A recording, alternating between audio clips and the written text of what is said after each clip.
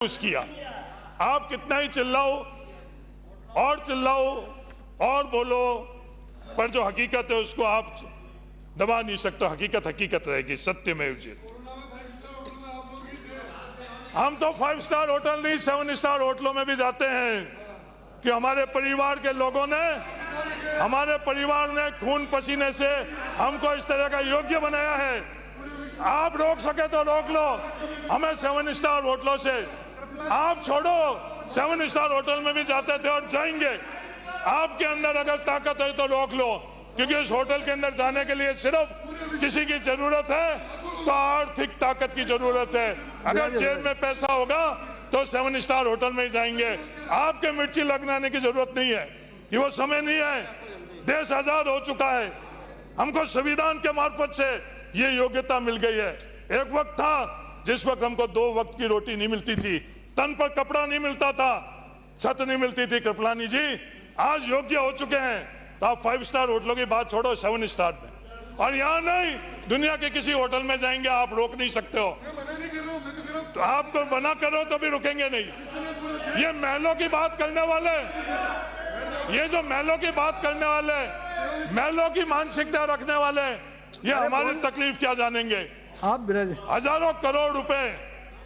हजारों करोड़ रुपए आपने इन महलों के लिए दिए, टूरिज्म के नाम से दिए, विरासत के नाम से दिए, किन किन नामों से ये लूट लुकी। और गांव को कुचल रहे हो, किसान को कुचल रहे हो, रिवाज से आवाज को दबाना चाहते हो। आवाज नहीं दबेगी, कितनी भी ताकत लगा दो आवाज नहीं दब सकती है। ज्यादा से ज्यादा आप क्या कर सकते हो, हमारी विधानसभा क्षेत्र के अंदर आप विकास नहीं दे सकते हो। विकास पहले बहुत करवा दिया, और हमारे पास ताकत होगी तो और विकास करा देंगे।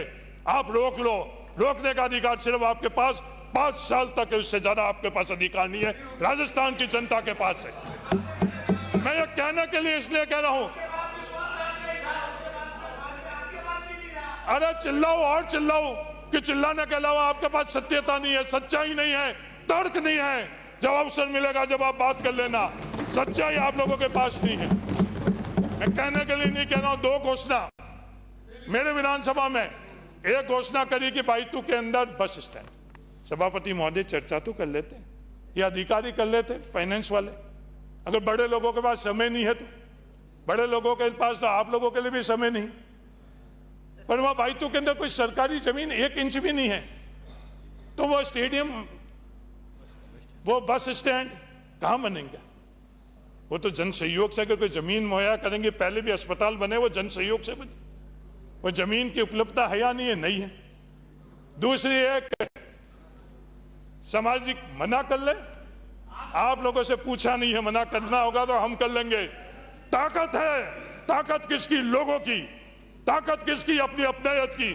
आपके गरूर को, आपके अहंकार के सामने झुकने वाले नहीं है, लोगों की ताकत है। इसलिए आंख से आंख मिलाकर पूरी ताकत से हम लोग अपनी बात करने के लिए आई हैं।